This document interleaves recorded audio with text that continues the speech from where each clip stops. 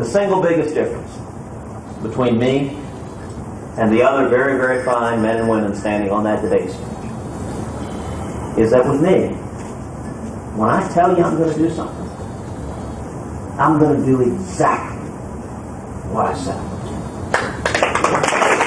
But Donald may dominate, Rubio may be rising, Bush may be still seeking a magic bullet, and Fiorina might be fumbling, but still hanging tough with more than $12 million raised in the last fundraising quarter. Senator Ted Cruz is hammering home his message in Iowa, and he takes 5 to join the hardline. Senator, good to talk to you again. How's Iowa treating you? It is terrific. It's great to be with you, Ed. Thank you for having me. The CBS poll that just came out yesterday, you are now at 9%. Second time since August you've hit as high as 9% in a national survey. Now, is it just the point you're almost a stealth candidate right now, staying nice and quiet? You're letting Trump and Carson make a lot of the noise. Is almost part of the plan that Donald Trump and Ben Carson and the others, they'll burn themselves out. Real conservatives will come back to Ted Cruz when the time is right. Well, what we are seeing is consistently conservatives are coalescing behind our campaign. The grassroots team that has come together is second to none. You know, we have rolled out county chairmen in all 171 counties in the first 4 states, in Iowa and New Hampshire and South Carolina and Nevada. No other candidate has done that. The energy we're seeing on the ground is extraordinary. Freedom Works did their national grassroots conference. Over 2,000 activists. They did a straw poll. We won with 41% of the vote. Second place was down at 12%. Just 2 weeks later, Value Voters did their national conference. They had 2,700 activists. They did a straw poll. We won that with 35% of the vote. Second place was 18%. And so I'm incredibly encouraged, Ed, by the grassroots momentum we're seeing. And then also our fundraising has been nothing short of extraordinary. As you mentioned, we raised over $12 million last quarter, double what other candidates raised, candidates like Marco Rubio and Carly Fiorina. And I would note that was driven by, to date, over 350,000 contributions as people all over the country have gone to tedcruz.org, tedcruz.org, have contributed, have volunteered. And that's really what's driving this campaign, is a grassroots army all across the country.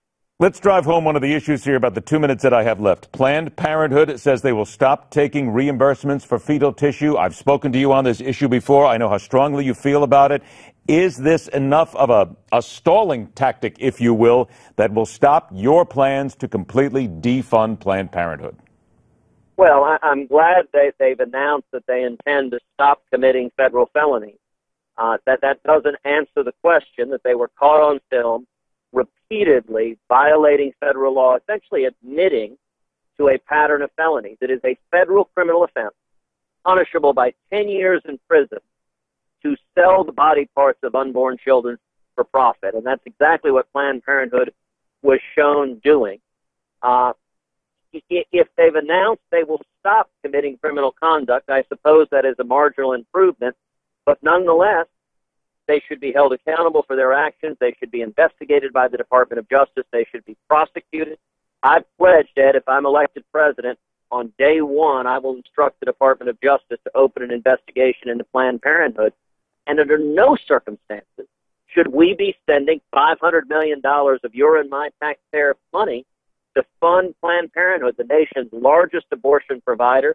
They're in the business of taking the lives of unborn children, and they've now been implicated in an ongoing criminal conspiracy. So, of course, we should stop the taxpayer funding, and if I'm elected president, that's exactly what we'll do. Senator, about 30 seconds left. Vladimir Putin says Russian strikes in Syria are protecting the world. Has President Obama enabled Putin to reemerge as a power broker around the world and made him more important? Of course he has, and Putin's aggressiveness is the direct response to the weakness of the Obama foreign policy. It is not good for America when the president is viewed as a laughingstock. But the good news is that can change very, very quickly. On January 20th, 2017, we'll have a new commander-in-chief, one willing to stand by our allies like the nation of Israel and stand up to our enemies. That's what I'll do as president. And as you've told me before, your family will be right there, and you hope you will be there. Senator Ted Cruz, always a pleasure to get a chance to speak with you. Please be well. We'll talk with you again soon. Thank you, my friend. God bless. All right, take care. Now